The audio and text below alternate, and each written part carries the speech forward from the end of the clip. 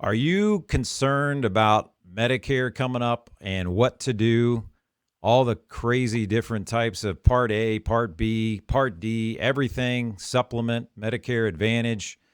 Well, in today's podcast, we're going to strive to make this more simple for you, and that's coming up right now.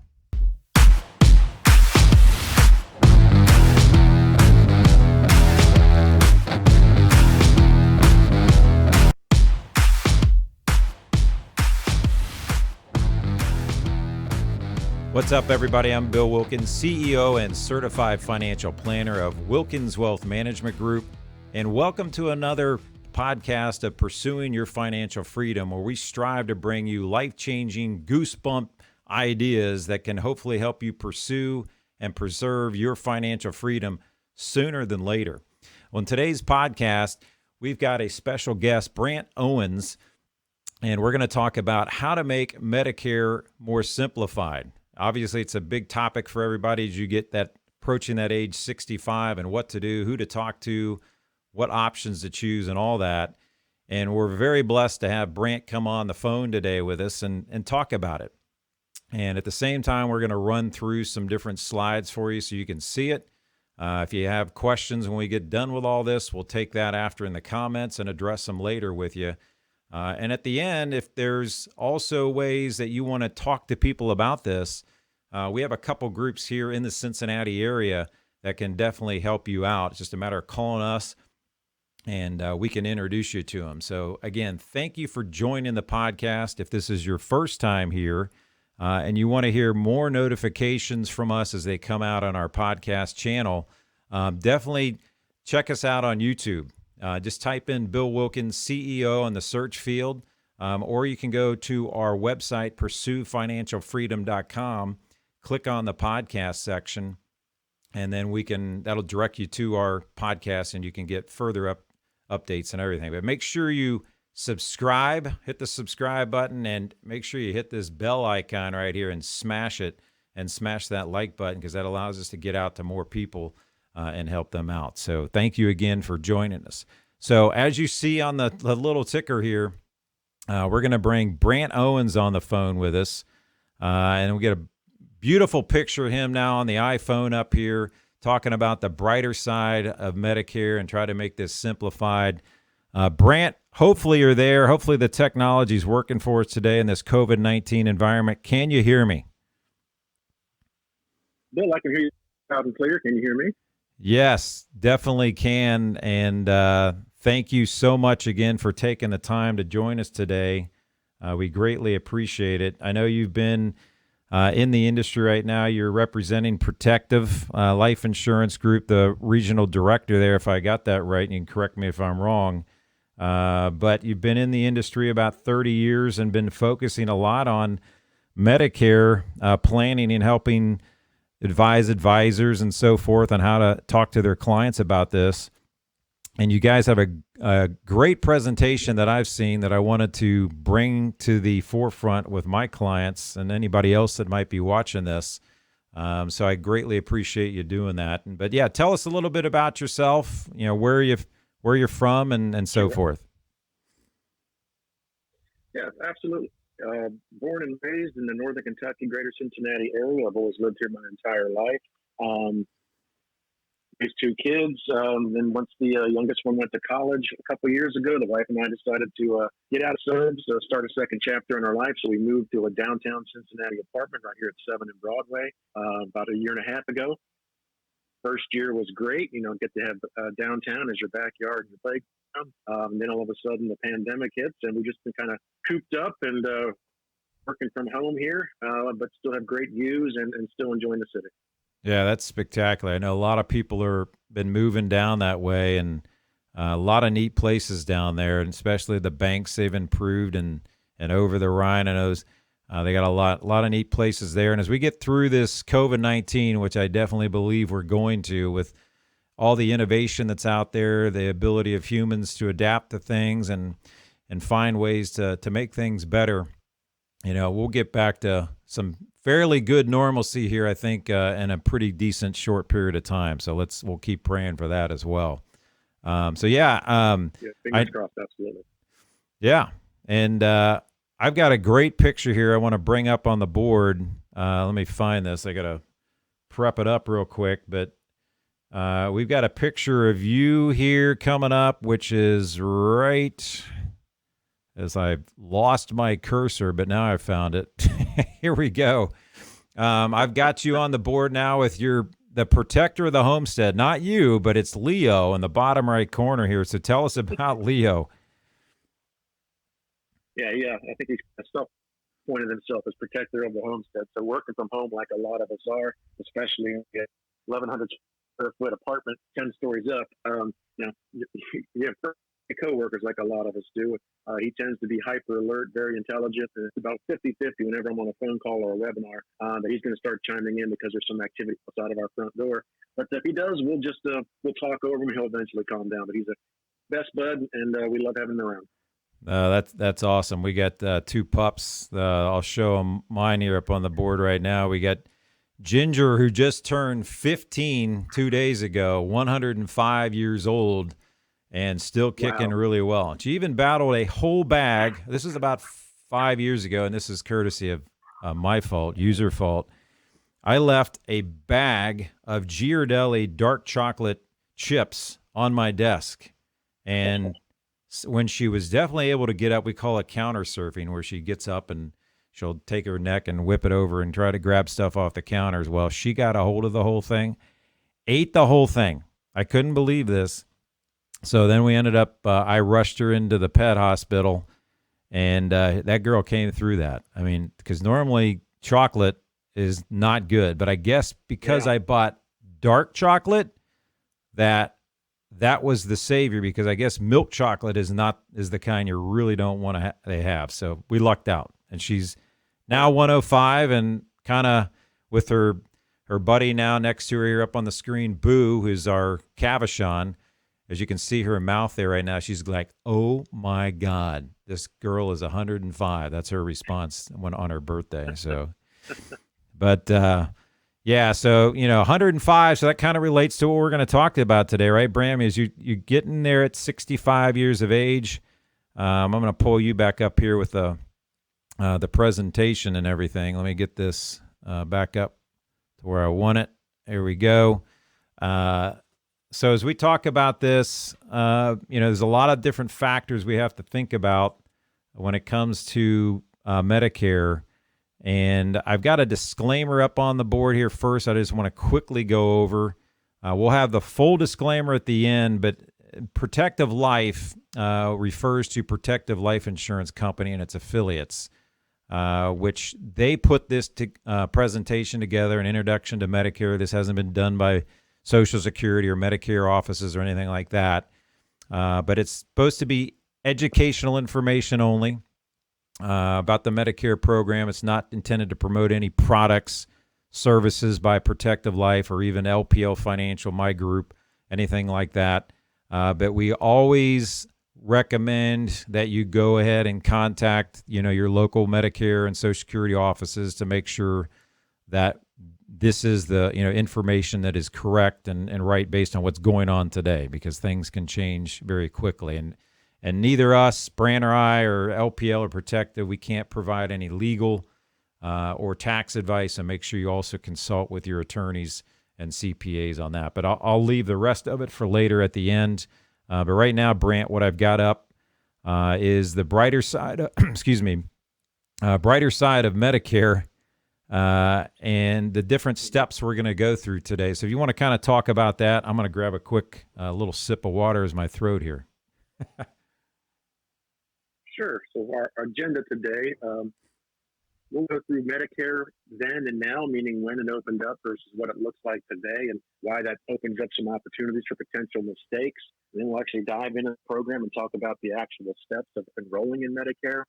Then we'll drill down a little bit tighter, talk about some specific steps, such as the importance of timing. When should I enroll? When do I have to enroll in Medicare? Focusing on type, and what we'll talk about is Medicare Original versus Medicare Advantage, some of the differences there. Then we'll pull back out a little bit and talk about Medicare and healthcare costs and how to appropriately plan for those when you're entering retirement. And then we'll wrap up with the next steps, what you can do with this information moving forward. So that'll be our agenda today.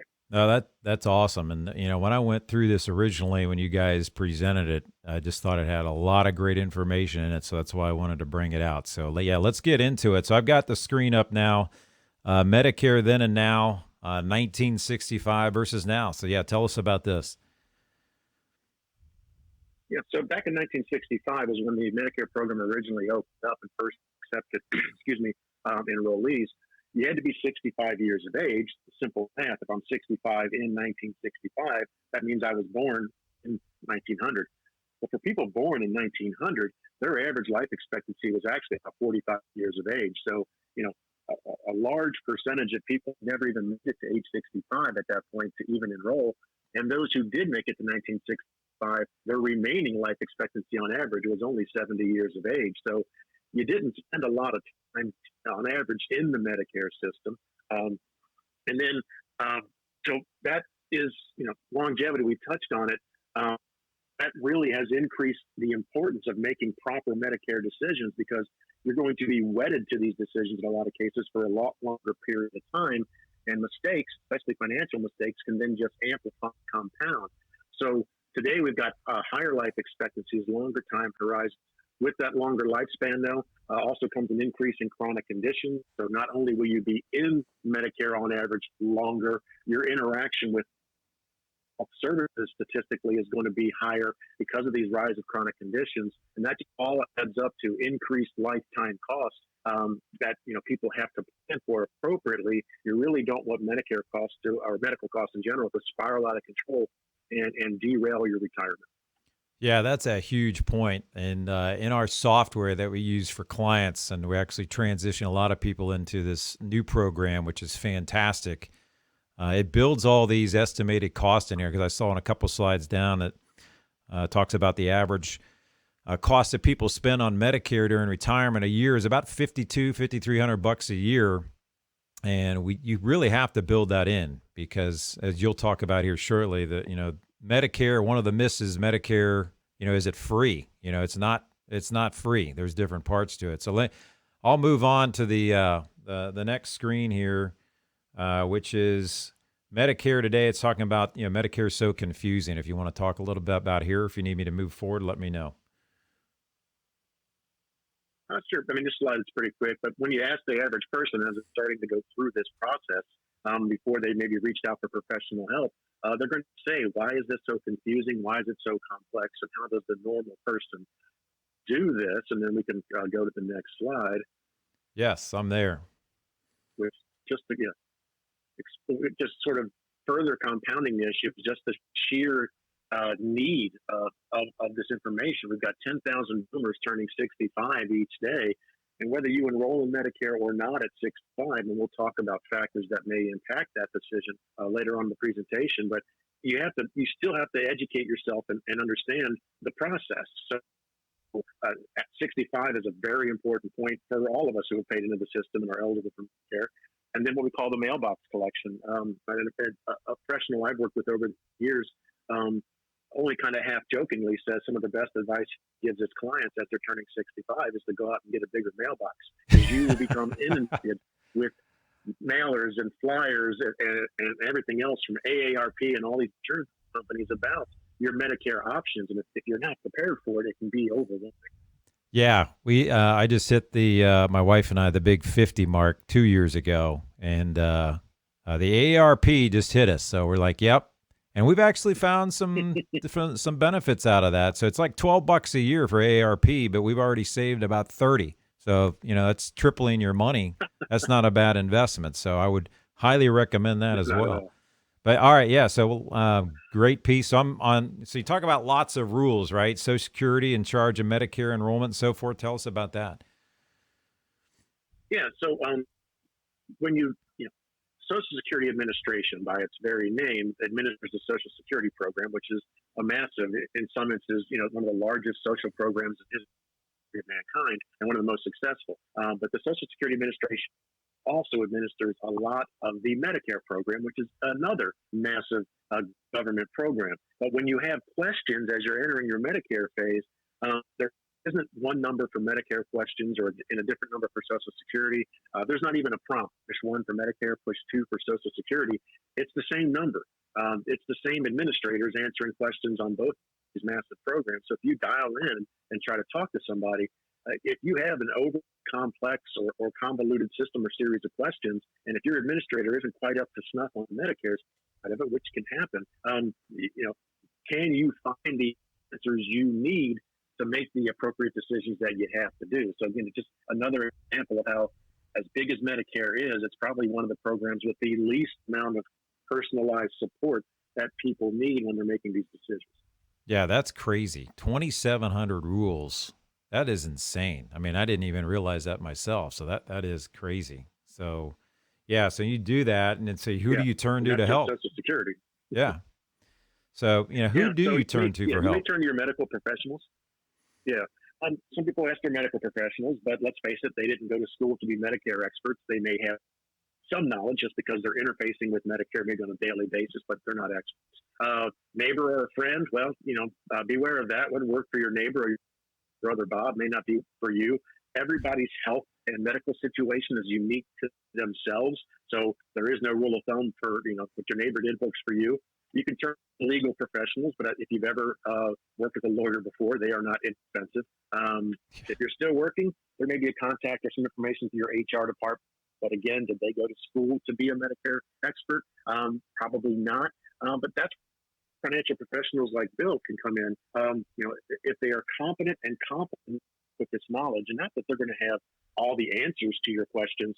Really, what their job is to help you understand the questions you need to ask, the answers that you need. So again, it's not I know all the answers. It's I understand the program well enough to help you ask the right questions. Yeah, exactly. And I don't know everything about Medicare either. And that's why I try to be the Joe Burrow, if you will, the new Cincinnati quarterback, trying to pass it off to the best running back or to get it to the best receiver, call out the plays, look over the defense, and really figure out who's the best person to help my client. Because we always say, my partner and I, 2 brains are better than 1, 3 are fantastic. So you try to get more people involved, the better things can be. So that's a great point.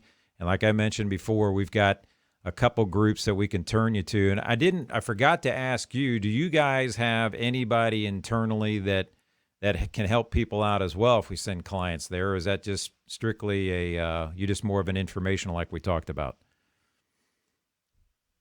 Really just more of an informational system, an educational system. We hire some experts to help us put this program together. They do speak at some large, we used to have large conferences. I'm sure you've been to the LPL Focus out in San Diego or Boston or Chicago. But on a day-to-day basis, they're not really available to us to discuss individual situations. Yep, gotcha. Yep, that's perfect. And obviously people would love to deal with people locally if they can, and like what you're seeing here with this production, if you can't get out because of COVID-19, we can bring you in. I'll show you a quick shot of this, but we can bring in several professionals online here, whether it's via phone like this or we bring them up on the big board like this, and you can speak to them, face to face, if you will, virtually. So we can do that. But this is, again, we really appreciate you, Brant, coming on and talking about this. So let's go on. We'll move to the next information. So now we're moving into steps of Medicare. So I'm going to move beyond that, start by learning the steps and as far as enrollment. So I'm going to pull up that, make sure I got the right screen up here before you start talking. And yeah, so I've got the brain with the 3 things on top. It says most people think about, there's a 3-step process, but that's not necessarily true, is it? So yeah, even on the Medicare.gov website, it even says start with these 3 steps. Select your plan, enroll in Medicare, and enroll in the plans. Those are the 3 steps they mentioned. But if you go to the next slide, Bill, there's actually 6 steps in the process, and the 3 steps they leave off are really 3 of the most important steps that are most fraught with the potential for mistakes, and those mistakes can be costly. We're talking potentially thousands of dollars year, and they can in some cases be irrevocable. So that $1,000 mistake or so can be there every single year for the rest of your life. I mean, we're talking tens of thousands of dollars potentially if you make some mistakes during these steps. So really, the first step is check your timing. At age 65, we're all mostly eligible to enroll in Medicare. We don't necessarily have to, but you need to understand where you fall in there. Then you choose your type of coverage, and that's primarily for most people going to be Medicare Advantage versus Medicare Original. Then you select the plan, then you enroll in Medicare, then you enroll in the plans, and that last step is very important.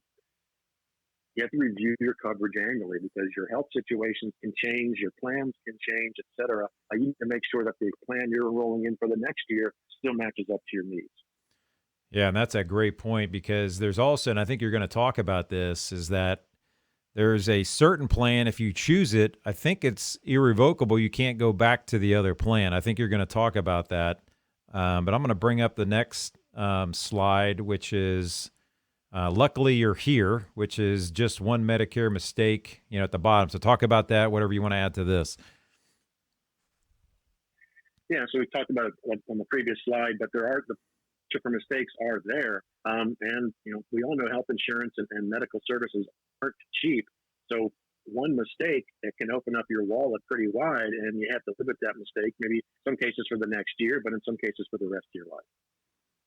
Yeah, and we just don't want that to happen. That's why if you can be more informed coming into this, when you're sitting down with any of these professionals that are helping you through it, the more you can. I always like to see that high-level satellite view down into the earth, which, you can see everything, and then you kind of drill down into the grainy part, which makes the most sense for you. So very good. So now the importance of time, and you've been alluding to that. I'm going to bring up the slide for that right now, and that way we can talk about this as well. Let me cut into that right now. And then, so right now I've got up key timing considerations up on the board for you. Yeah, so again, at age 65, as long as we've got a long enough work history and have paid payroll taxes to the Medicare system, we are eligible to enroll. That the year you turn 65 is your initial enrollment period, and we'll define that a little bit later. But whether you have to enroll or not, there's a series of maybe of information points you have to go through. So the factors that can impact that timing, your current Social Security benefit status. Have you filed for Social Security already or not? And then the type and quality of health coverage you might still have at age 65. Your employment status. Are you working or not? And believe it or not, employer size. If you're still working, but working for a small company versus a large company, decision can be different. Are you making contributions to a health savings account? That can impact your decision, and there's a lot more factors, but those are the primary ones we'll talk about today and the ones that most people will have to go through and make this decision. Fantastic. So I pulled up now, consider Social Security, enrolled in Medicare automatically, and talk about that. Okay. Yeah, so again, remember, this is the year you turn 65. Your initial enrollment period is opened. If you've already filed for Social Security and are collecting benefits, well, Medicare enrollment is going to be automatic for you. When you file for Social Security at 60, whenever you reach age 65 or above, enroll in Social Security, Medicare enrollment becomes part of that bundle. You can't divorce the two if you're already in the Social Security system. So you have to keep your Part A, which is your hospital insurance. And the reason that's not a bad deal is because you don't pay anything for Part A. There's no premium. We are considered to have paid for our Part A through payroll taxes all those years. So you've kind of prepaid for that. Now, Part B, your medical insurance, when you go to see the doctor, there is a monthly premium for most people associated with Part B. You may not have to keep it, and we'll go through some of these factors about that decision. If you decide you don't need Part B, you're going to be automatically enrolled. You're going to take proactive steps to suspend it or kind of disenroll yourself.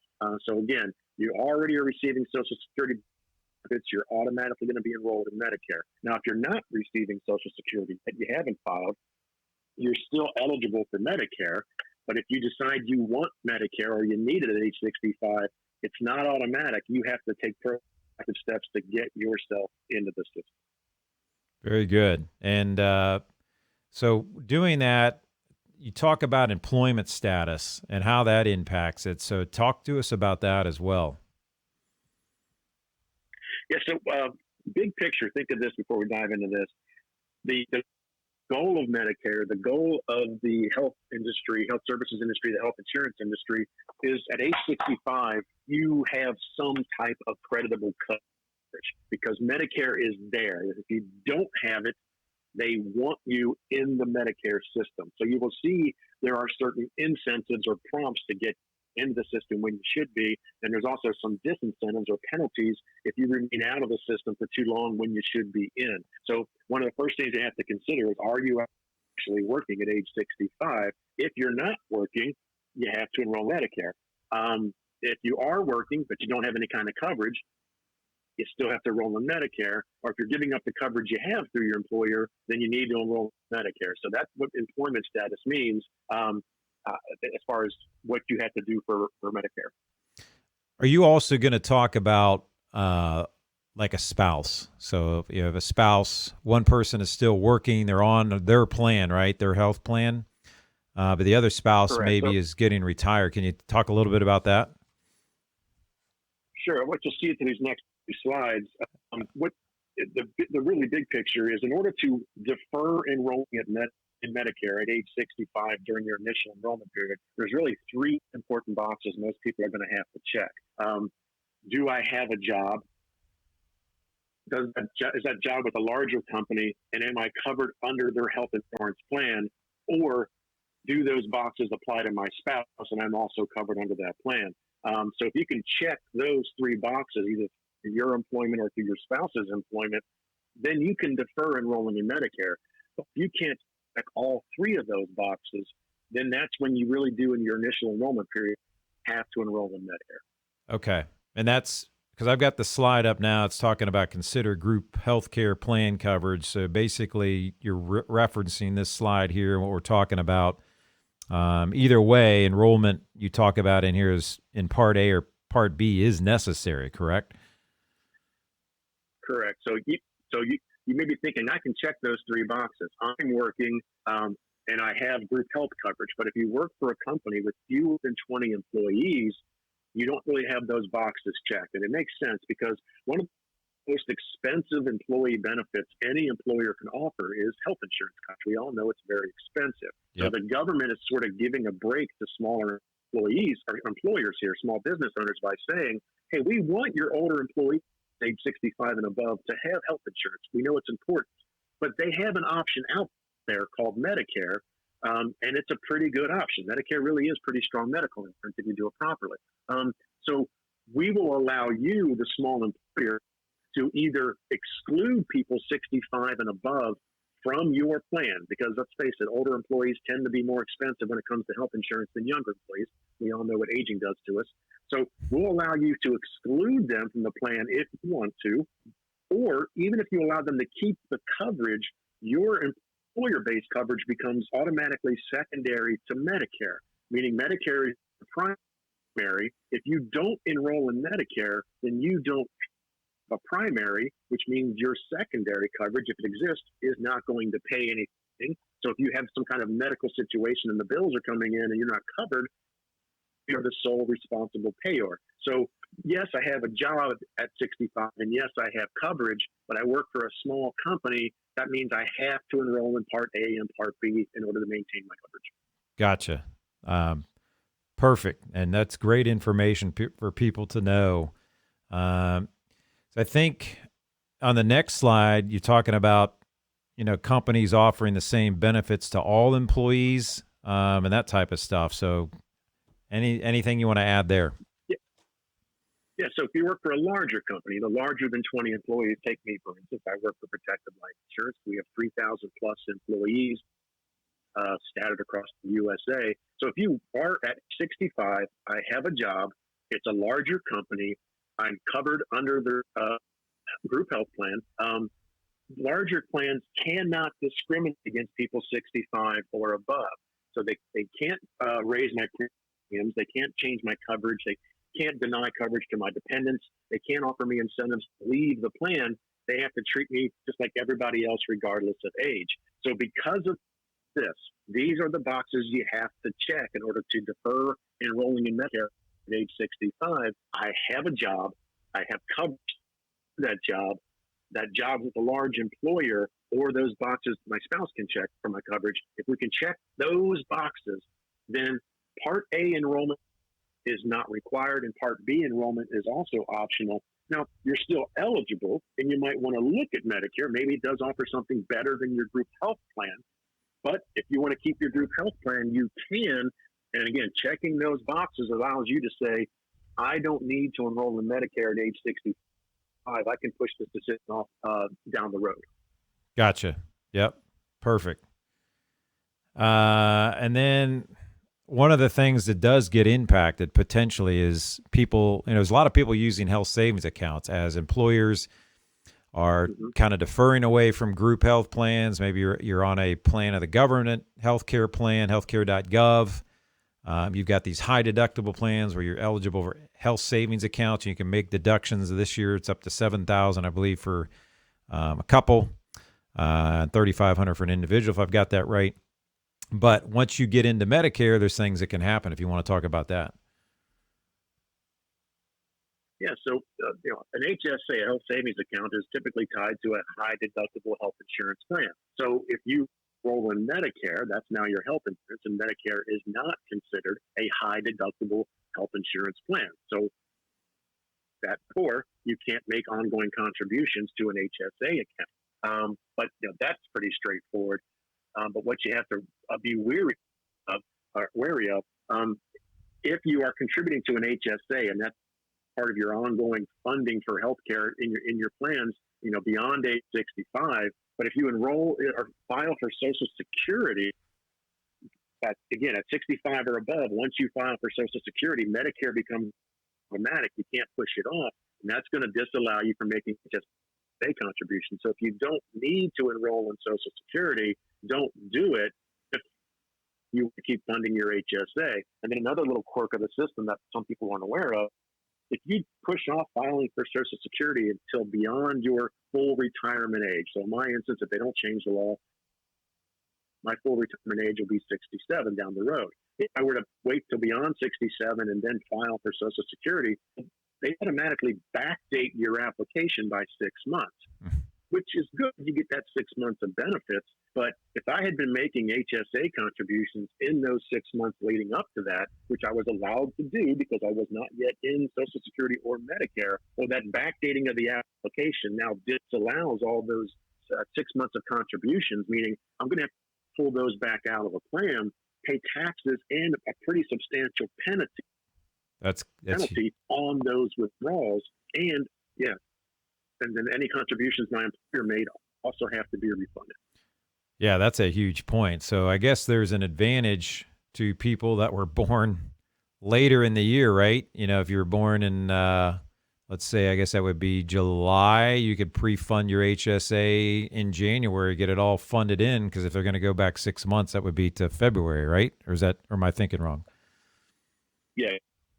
Yeah. So what I would keep in mind is if you are making HSA contributions, if you're nearing or in your mid-60s, really understand the timing of what you're going to do regarding Social Security and Medicare to make sure you don't trip yourself up with your HSA contributions. Yep.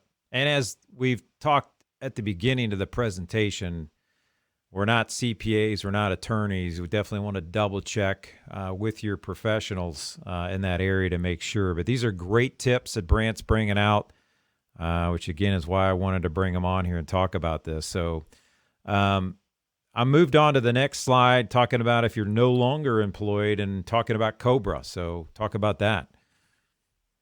Yeah, so there are situations in this country where you can no longer be working for a company, either your choice or their choice, but you can still have coverage that looks maybe identical to the coverage you had when you were working. Maybe you left the company and picked up COBRA coverage, or you retired and maybe through your employer benefits or your union benefits, you were given retiree health care, or maybe you took a buyout and as part of your severance package, they gave you X number of months or so of health insurance coverage on the company plan. So in your mind, you're thinking, hey, I'm still covered. I have a good plan. I don't need to enroll in Medicare. But you're not checking one of the boxes. you have to be employed. That's a very important point. So if you're not employed, and even though you have this coverage, when you turn 65 and become eligible to enroll in Medicare, this coverage by law, by rule, automatically becomes secondary to Medicare. Medicare is the primary. So if you don't enroll in Medicare, you don't have a primary. And as I mentioned earlier, with no primary, the secondary is not going to pay anything. You are the sole person responsible for any medical bills you incur. Wow. So Okay. Part A, so enrollment in Part A and Part B is a must if you reach age 65 and you don't have a job. Doesn't matter if you have coverage or not, you have to have that job along with it. Another great point. So that's great information, and I appreciate you guys, talking about that. So I pulled up now most common enrollment periods, and now you start talking about dates and all that stuff, or timing. So let's talk about this. Yeah. So the year you turn 65 is when your initial enrollment period opens up. And more specifically, for most people, it's the 7 months around and including your birth month. So, for instance, if you were born in April, then I could enroll the 3 months prior to April, so January, February, or March. I could enroll during April, or I can enroll in the 3 months after April. So it's that 7 month period. What you need to be leery of, though, is enrolling doesn't make your coverage effective immediately. There's a delay usually of at least a month or more before your coverage kicks in. And the important thing to remember there is whatever coverage you may have that's going to be lapsing because you're reaching 65 and need to enroll in Medicare, you better make sure that your Medicare effective date either overlaps that lapse date or butts right up against it, because you don't want a gap in coverage, gap of even just a few days. If you walk down the street and get hit by a car, Yeah. and you don't have coverage, well, now you're in a financial hole. So that's the important thing about understanding. If I have to enroll in my initial enrollment period, I better make sure my coverage overlaps. That's very good. Yeah. And then again, if you can check those boxes I mentioned earlier, I am working, it's for a large company, and I'm covered under the group health plan, or my spouse can check those boxes for me, then I don't need to enroll during my initial enrollment period. And I can keep deferring that decision for as long as I can keep checking those boxes.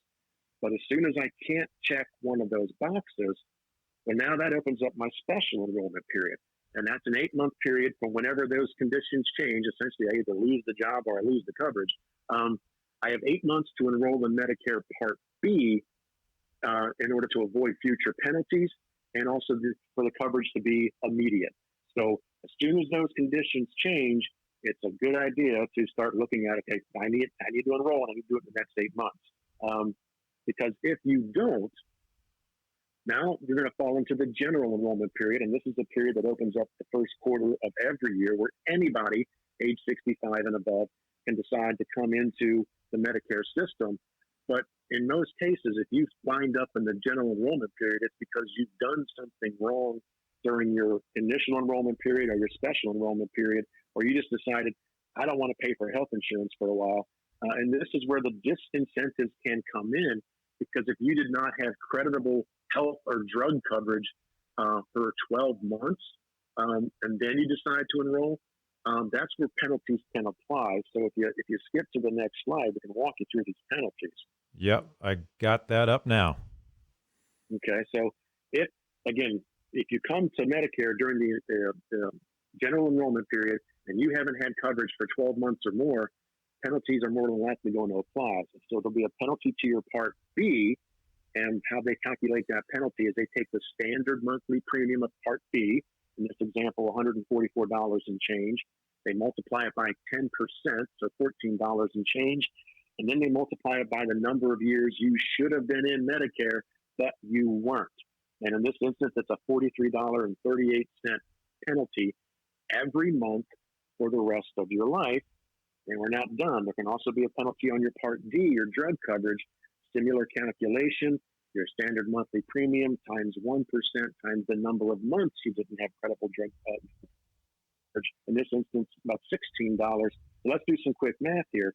$43 penalty for my Part B, $16 penalty roughly for my Part D. So now we're talking $58. per month, every single month for the rest of my life. And if I'm married and my spouse made similar bad decisions, perhaps double that. So now we're talking well over $100 penalty per month for a couple every single month for the rest of their lives. Now, this is that tens of thousands of dollars of mistakes that I was talking about earlier over the course of your life that can add up if you don't properly utilize or understand your enrollment period. Yeah, that's huge. Not to mention, what you could have done with that money, right? I mean, geez, that's a lot of money potentially for people, and great points here. So that's awesome information.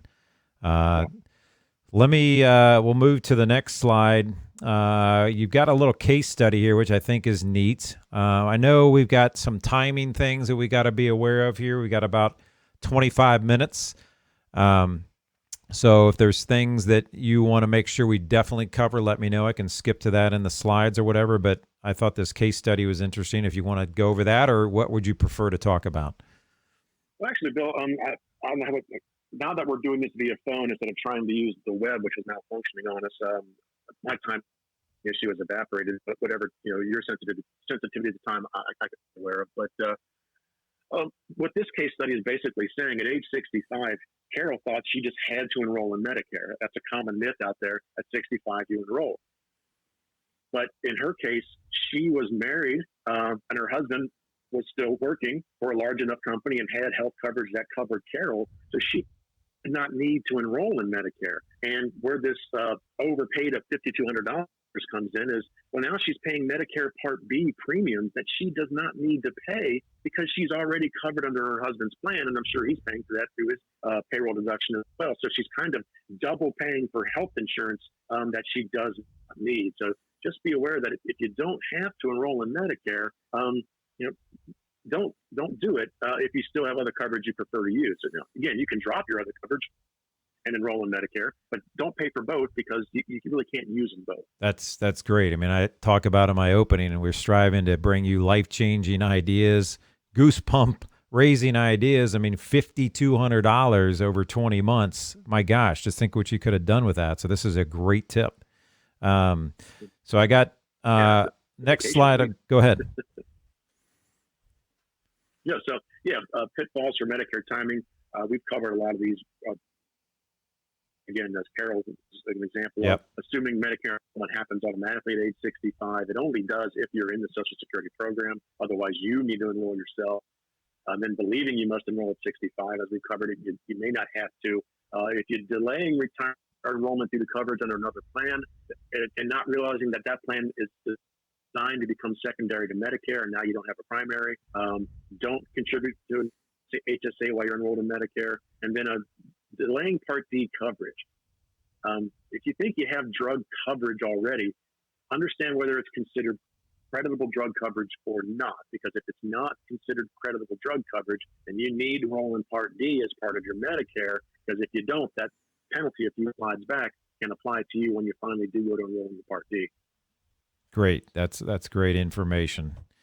All right. So now we've kind of gone through those first three steps. Now we're talking about the types, which always can get people confused and everything. So I think this is great info that you got coming up here. So I'm going to bring that up. The common options that are out there, if you want to talk about that.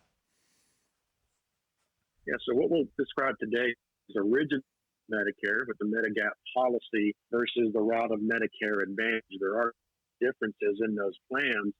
So if we jump to the next slide, we'll start diving into that. Yeah, I've got that up, the A through D. So Medicare, most people think, has 4 parts, and it does, A, B, C, and D.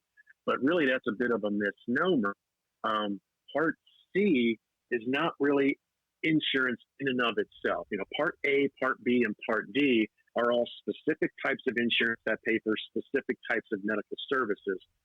C is not. C is really just a repackaging or a different delivery system of the same A, B, and D coverage as original Medicare. So we call it Medicare Advantage, but it's the same thing as Medicare Part C. So really there are 3 types of coverage, and then two types of delivery systems to acquire that coverage, and those different delivery systems are original Medicare versus Medicare Advantage or Part C for most people. So what about, and maybe you're going to talk about this, Medicare Supplement. So I know people get confused between Medicare Advantage, Medicare Supplement. Can you talk about that a little bit? Yeah, that'll be coming up in a few slides. Okay. But let's talk about what the actual Part A, B, and D actually covers, and then we'll get into those different Medicare Advantage versus Medicare Supplement. So Love it. Part A is your hospital insurance. Yep. So inpatient care in hospital, going into a skilled nursing care facility. It can cover home health care, hospice.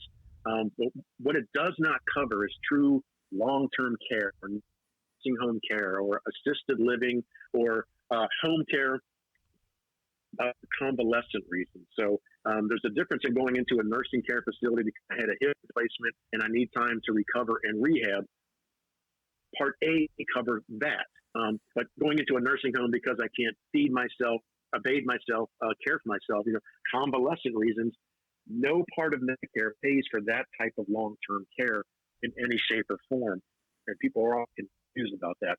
In some cases, Medicaid can cover your long-term care coverage or cost, but Medicaid is a totally different program from Medicare. So just, understand that Medicare is not going to cover your long-term care costs if you end up going into a nursing home type situation.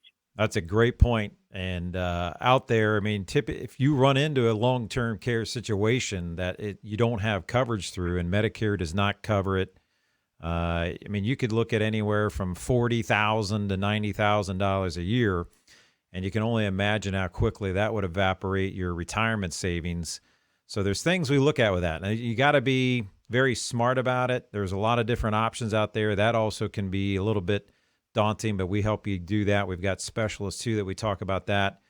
But another key thing that's come up this year that we've looked into because of COVID-19 is that people at certain ages, some of these companies are not even looking at providing long-term care anymore. So you got to be on it quickly. Usually you want to start looking at this in your 50s, probably 60s, but that's a whole different podcast. But great point about the Medicare and long-term care. So we'll move on to the next slide for Part B for you.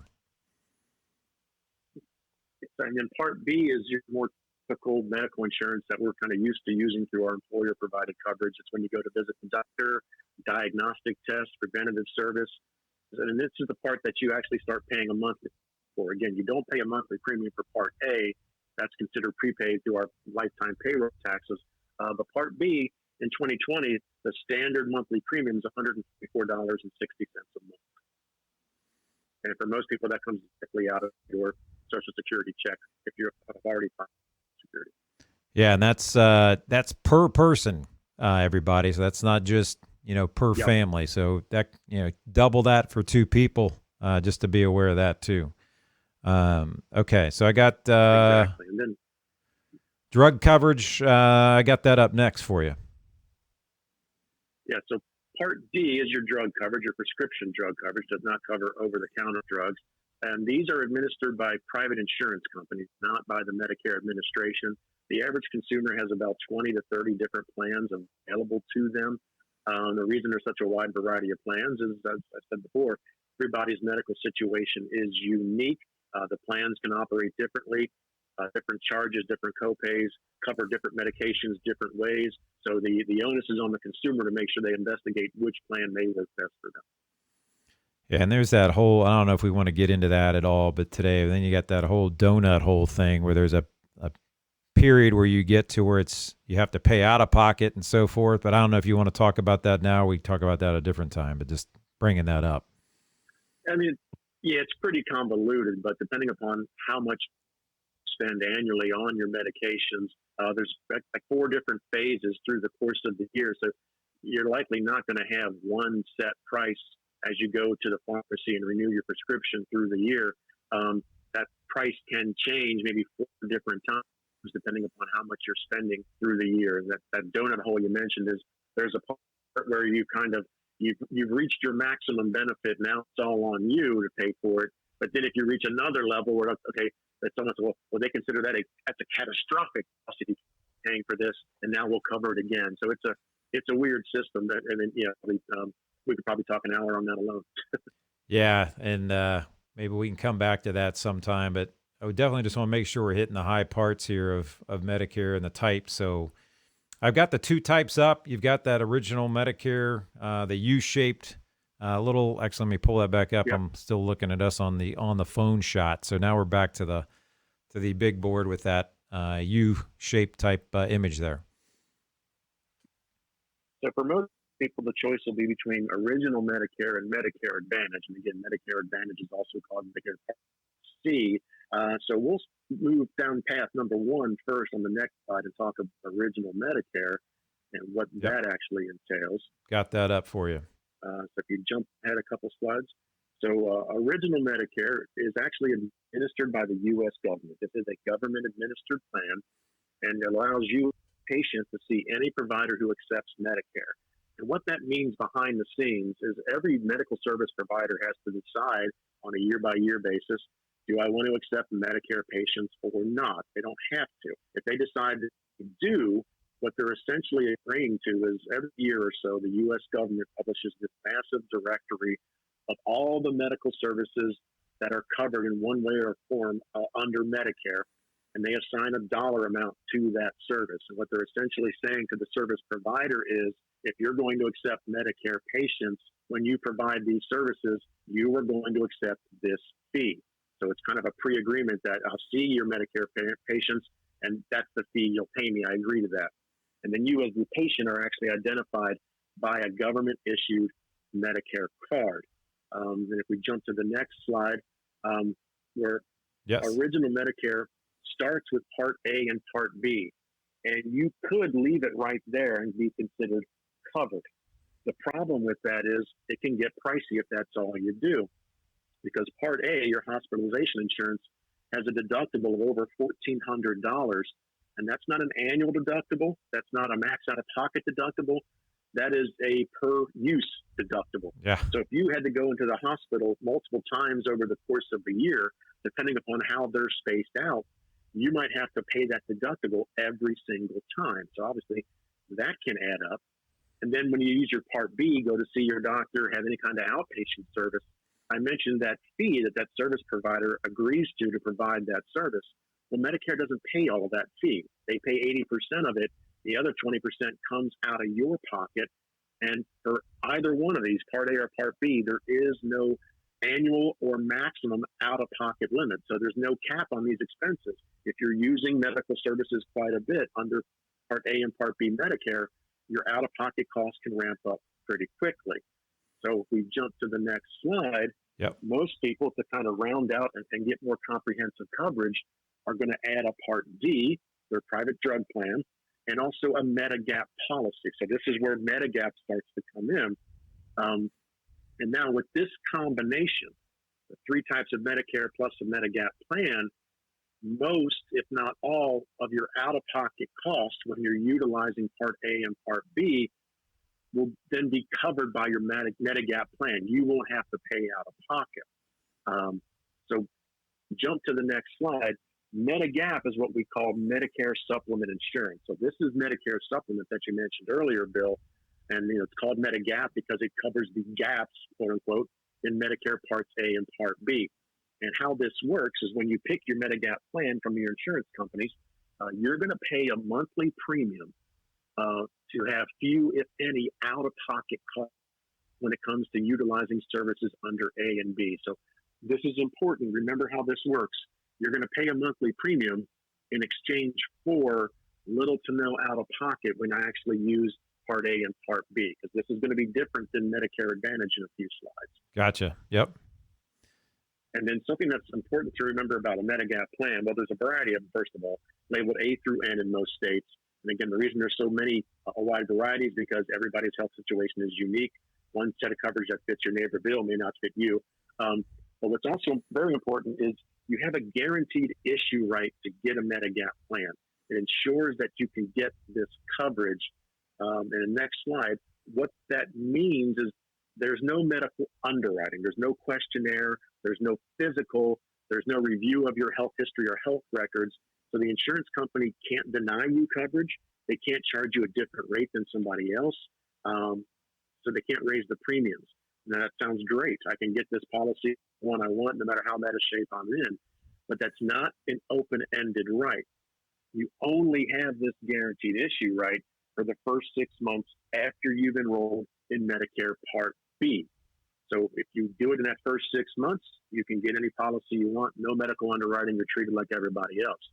If you do it after the 6 month time frame, now they can subject you to medical underwriting, and depending upon those results, they jack up the price, maybe to a level where you feel like I can't even afford that, or they can actually refuse you coverage outright. So certain states, New York, Connecticut, Massachusetts, and Maine, have additional protections built in, but the vast majority of states, this 6 month guaranteed issue right is the only period you have to get a Medigap policy with no questions asked.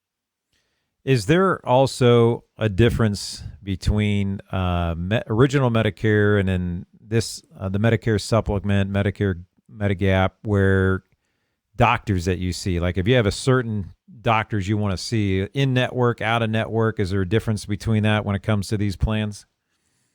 With Medigap under original Medicare, no, it's just the service provider has to decide whether they're going to see Medicare patients or not. And if they agree they will, then you can go see anybody who accepts Medicare.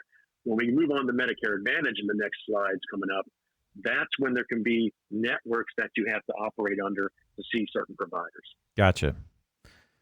Perfect. So when we go ahead and move on to Medicare Advantage. Yep, I am there. And one of the primary differences is Medicare Advantage is administered by private insurance companies, not Medicare or the U.S. government. So that means the insurance company makes the rules, and you, the patient, are identified by an actual insurance card issued by that insurance company. So a Medicare Advantage policy has to include Part A and Part B services. So they often roll in Part D, but if they don't, you can go buy a private Part D plan as well. They often roll in vision, hearing, and dental coverage, which is usually not included under original Medicare. And then here's a key difference between original Medicare with a Medigap policy versus Medicare Advantage. With Medicare Advantage, very low or no premiums. So you're not paying ongoing premiums. And these are the commercials we often see with that C-level celebrity or the game show host talking about no monthly premiums or free or low cost. They're not untruthful, but as we see in the few slides coming up, it's not 100% true either. Nothing's free in this world. We know that. Yep. So if we jump to the next slide, this slide is just reminding us that Medicare Advantage is also labeled Part C by Medicare, so we can skip through that. What actually happens, so when they say no or low monthly premiums, there is a premium being paid, just not by you. Medicare Advantage plans can't refuse you coverage, but when they enroll somebody, Medicare is paying kind of the upfront cost. They get a fee for everybody they enroll in their Medicare Advantage plan. And in exchange for that, you're not paying ongoing premiums, but you do have to follow the rules of the insurance company. So this is where you mentioned, Bill, there may be provider networks that may include, you can see this doctor, but not that one, or you can use this pharmacy, but that one if you want to be covered. If you need any specialized services, MRI, rehab, physical therapy, you need to be pre-authorized for that. You just can't schedule it and go. You approach the insurance company first and say, do you approve this? And if they do, then you can go. And then this is where you, the consumer, the patient, start paying. When you use these services under that Medicare Advantage plan, there are going to be deductibles, co-pays, and co-insurances that go along with it. So remember, original Medicare with a Medigap policy, I pay along the way a premium in exchange for little to no out-of-pocket when I actually use the services, versus Medicare Advantage is kind of the flip of that. I, as the consumer, are probably paying low or no premiums, but when I do use the services, now I have to reach into my pocket to start paying co-pays and things like that. Yeah, very, very good. Those are great distinguishing characteristics between the two. So I guess on the original Medicare, the potential risk there too is if there's doctors you like to see and they've always been taking Medicare, original Medicare, and then all of a sudden they decide not to, then you're kind of out of luck there.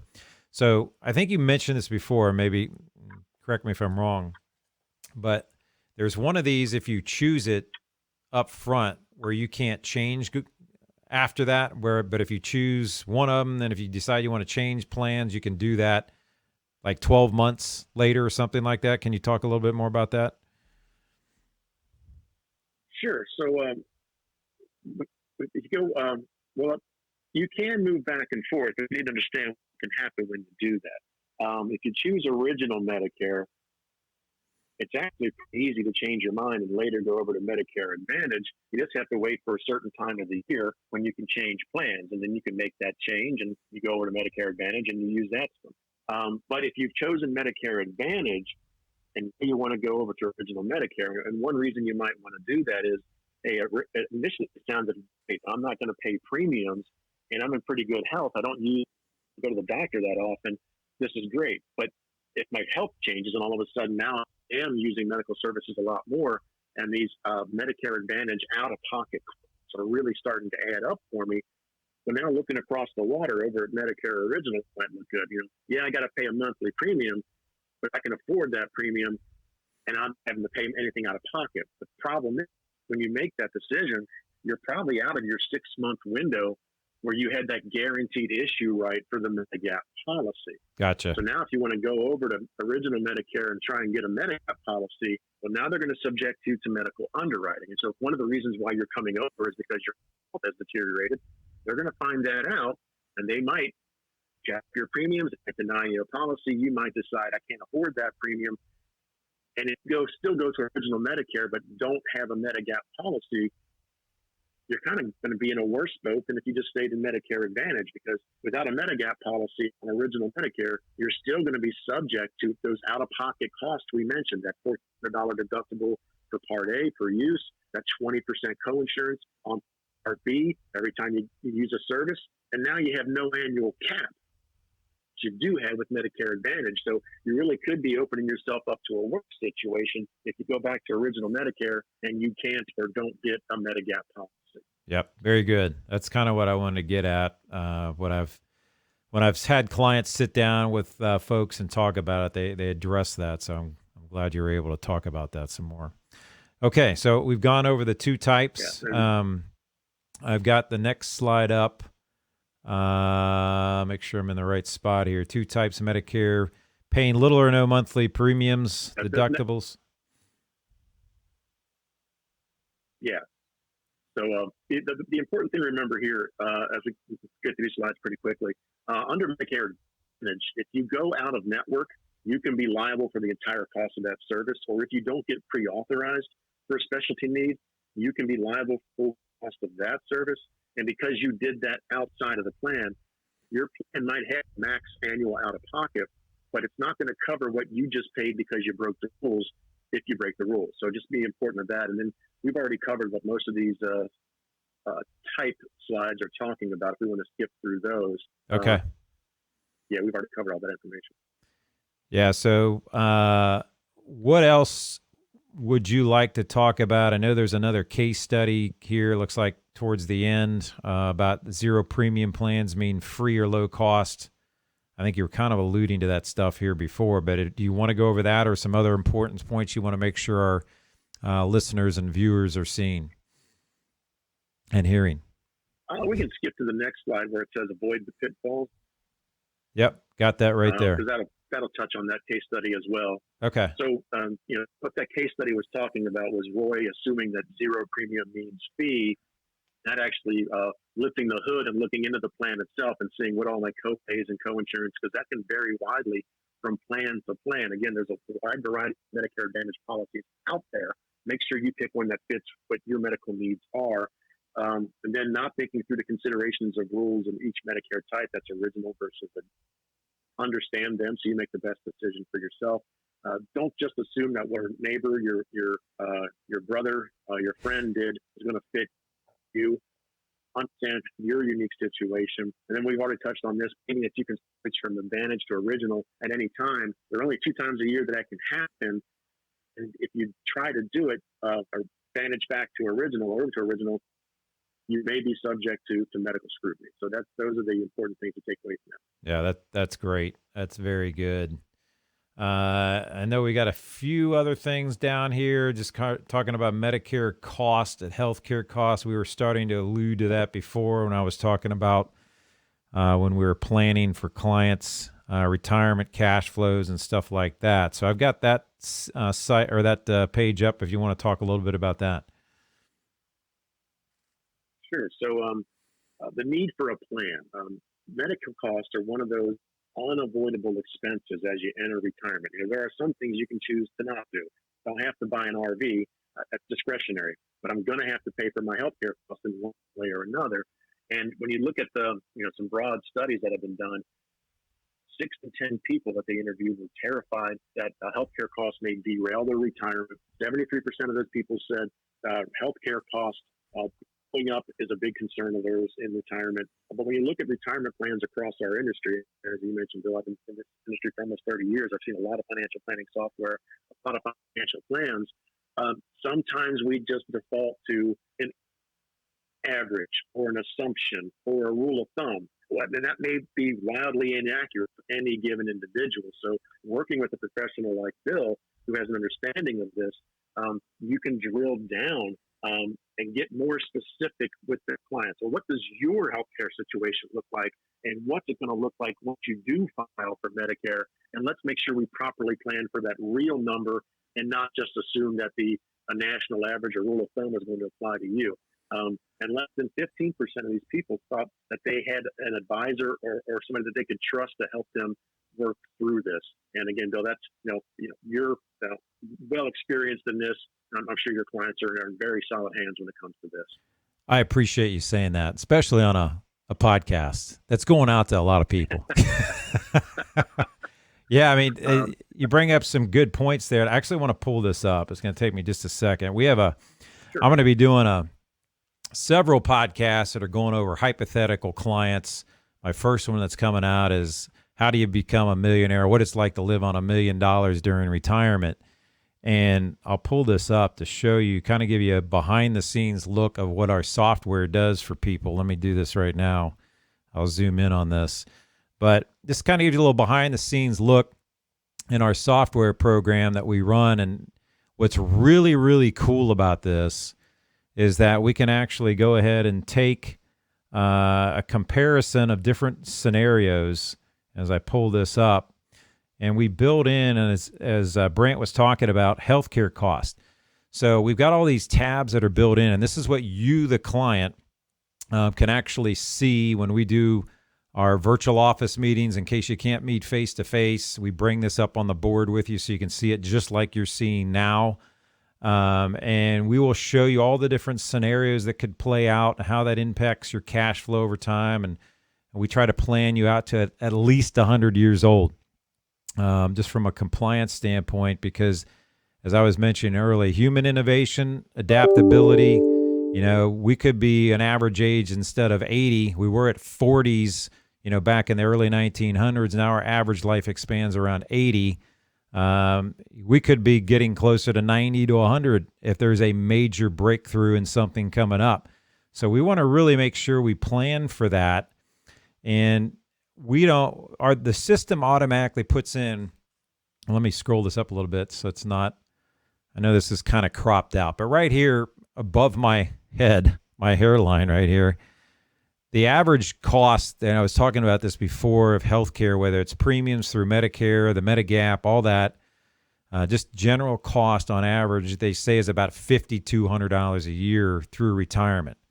So you multiply that through 25 years or whatever, you're talking about 150, 200,000 plus. We can change this with a simple click of the button, slide this around. And we do use on the main system about a 5% medical care cost increase. So this bucket right here that you're seeing, we inflate that 5% every year. But what's neat is I can come in here and say, oh, what if instead this average is $10,000 a year?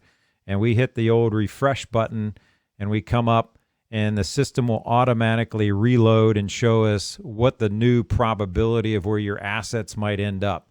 And then we mentioned a little bit about long-term care. We also can build that into the system in here too. Like if you age 80 or something, one of the spouses or somebody had a long-term care scenario, and you ended up spending 2 years in a long-term care facility, spending 50, 60 grand, what that does to your, your situation. So, and we hit refresh and it automatically changes. So these things you can actually come in, you can literally play with it yourself if you want to, or you can have our help in putting together a plan, that type of thing. But we've got different types of financial planning packages that you can get in with us. So I just wanted to kind of bring that up. I thought that was a great segue from what he was talking about. So let me get back to you, Brant. I'm going to pull back up the chart here that you had up. And so healthcare costs, we did that. We're going to move to the next slide then. Okay. A lot of these are points you just touched on. So when you're actually looking at your retirement plan and compensating for medical costs, understand that on average, Medicare households spend 40% more out of pocket than non-Medicare households, and that may be because of they're older and what have you, than the type of plans. And then the average person, depending upon the type of plans they choose, can expect to spend between $2,000 and $4,000 a year. And again, if it's a married couple, double that. I don't know if we touched on this yet or not, but there's a number of studies out there over the years I've seen that say a married couple, both age 65 today or 65-ish, can expect to spend over $285,000 on average on their out-of-pocket medical costs through the rest of both of their lives. So that's premiums, co-pays, etc. Now, you don't need that lump sum when you turn 65, but you do need to plan where is that income along the way going to pay, to pay for these expenses. And you mentioned Medicare. We've mentioned it doesn't cover long-term care costs. That's a whole separate discussion. And then lastly, Medicare is a means-tested system.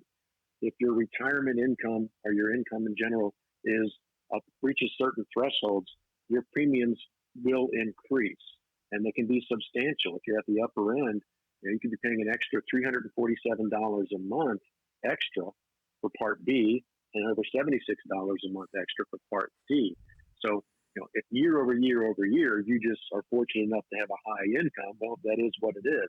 But a pitfall here is that if you have a one-time windfall type of event, maybe you sold a piece of property, maybe you did a large Roth conversion, something else like that, those are type of things that can dramatically increase your income in any one given year. And that can dramatically increase your Medicare premiums for that following year. That can drop back down later if the income isn't there year over year. But if you don't plan ahead of time or understand that by doing this, I'm going to have to shell a lot more out of pocket over the next year for my Medicare premiums. If you didn't budget for it, well, that can really put a crimp in your lifestyle. That's a great point, which I have not thought about, which would want to be, because the big talk right now is with the current economic environment. The government, obviously, our budget deficit has gone just dramatic. So the debt on the U.S. Treasury, I think we're at like $26 trillion, which is just insane. But they're talking about, how are you going to pay for that? So eventually in 2025, the tax rates are supposed to sunset, meaning the lower tax rates are supposed to drop or go back up to the older tax rates, which on average in each particular bracket, I think is about a 3% higher tax bracket. And then also you have, I think the 35% tax bracket comes back into play for the higher earners. So there's been this discussion to talk about converting your IRAs, your regular IRAs, to a Roth IRA over the next 5 years and take advantage of the lower tax rates. But for people like you're talking about, being cognizant of, all right, if I take out 20, 30 grand a year over the next 5 years or whatever that number may be, how will that impact if I'm on Medicare? How would that impact my premium? So that's just something we definitely would want to address with your CPA and so forth to really make sure that does make sense. And with that program that I showed you before, we strive to bring you those reports that you can literally hand off to your CPAs, and we work all together and your attorneys and come up with a proper plan. So that's a great point. And I do appreciate you correcting me on that too, because I was saying 125,000, 150,000. That is per person. So yeah, that study you're talking about, I have seen. I know you've got some bullet points on the bottom, references. I know Fidelity's done a study on that and stuff where you're spending a couple 285,000 throughout your retirement. So great information. All right. So then you've got your next slide. Whoops. I've got addressing healthcare cost in retirement, which then you're talking about kind of a four-pronged thing of where to to cover these costs, which I think I was starting to talk about that a little bit earlier. Reliable income streams and so forth, which is talking about Social Security, personal savings, pension. You can get into annuities and that type of thing if they're appropriate, and some of them may or may not. You have to really be careful when you're talking about different annuities and stuff like that. We use certain... Oops, let me see. I think... hey, this is a good one. I think we lost Brant, and he's calling back. Brant?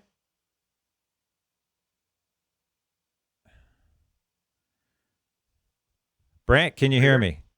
Yeah, I can hear you. Yeah, I apologize. It was funny. This would be a great ending to the podcast. I've still got it going here. Is that I saw somebody else calling in, and by just habit, I try to push them to a voicemail since I was on the other call, and I hit end call. So I went over the last slide here talking about healthcare cost planning. I just ran with it. So I think that was pretty much, unless let me look down here. Was there anything else that you wanted to talk about down here? I mean, really, that last slide with Social Security, and boy, I'm like knocking my headphone out of my ear right now. So this will be a little comedy for people watching this. We got to add a little comedic value to this. But Social Security, personal savings, the pension plan, annuities, talking about how all that can be used to potentially fund, necessary expenses and stuff like that. And just the pros and cons that you have to be careful of and watching things. So was there anything else that you want to add at the end here? Because you've done just a spectacular job in walking us through everything. The last things I'll say, on the next step slide, but really it's just, as you're approaching your mid-50s and beyond, start looking down the road because, again, you're going to have to pay for this one way or the other. Start making plans now. The sooner you do it, usually you kind of buy your future income needs at a discount the younger you are. When you're turning 64 or 65, again, be aware that you're about to be inundated. Work with a financial professional like Bill to work through all that information. And then once you're over 65 and already enrolled in Medicare, make sure that you do that annual review of your plans to make sure that, yes, this plan still fits my needs, because if you don't, just let your plan roll over and it doesn't provide the coverage you thought it was going to provide, well, you're stuck with that plan for the next 12 months and you could be shelling out quite a bit of money out of pocket because you don't have the proper coverage. But that's, that's what I would take away from this going forward. But hopefully the information was useful to everybody. I had a great time talking about it today. And Bill, I'll turn it back to you. Yeah, that's just, again, great information, a great close. I'll close it with the brighter side of Medicare, making Medicare simple. And based on what I've heard today and what I've seen, I think, Brant, you've done a great job at doing that. Love to maybe have you back again sometime and we can go into some of these other details. But I will end. I gotta show the disclaimer once again. I've got it up on the board. There'll be another one rolling through my credits here, and I'm going to bring back us both on the board with you on the phone here, showing the picture of you up there so everybody can see your mugshot and everything. So, yes, thank you so much for joining us today. I hope you enjoy your weekend coming up, and let's pray that we got some reduction in COVID-19 results and all that over the next few months, and we can get back to some kind of normalcy and everything. So thank you again. And thank you, everybody, for tuning in. As I mentioned before, if you would like other people to see this, if you're finding value, make sure you go to our YouTube page, youtube.com, youtube.com. Search Bill Wilkins, CEO, or you can go to our website, pursuefinancialfreedom.com. There's a tab right at the top, kind of right, says podcasts. That'll bring you right into these podcasts. But when you're on our YouTube page, if you can please smash that like button right over there, because that will help us with the YouTube logarithm and getting things out to people.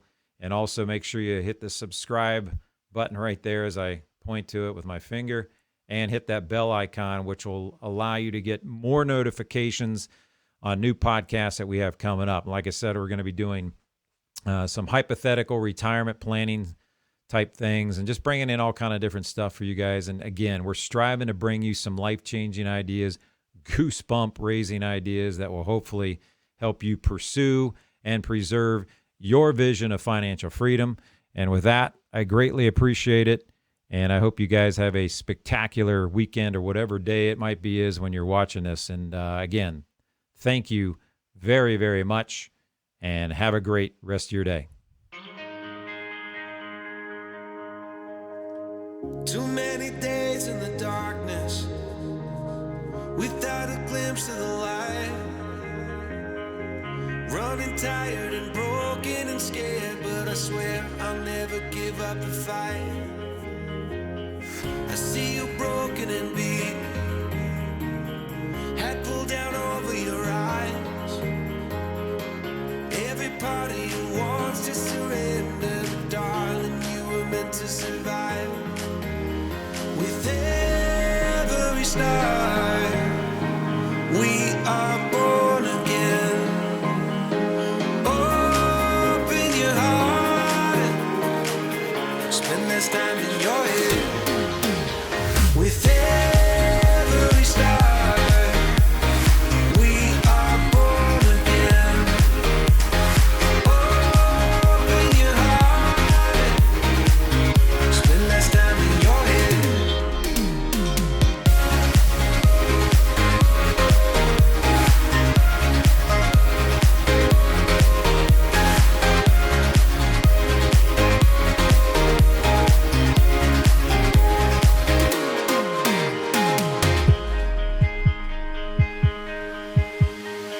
Just like a sea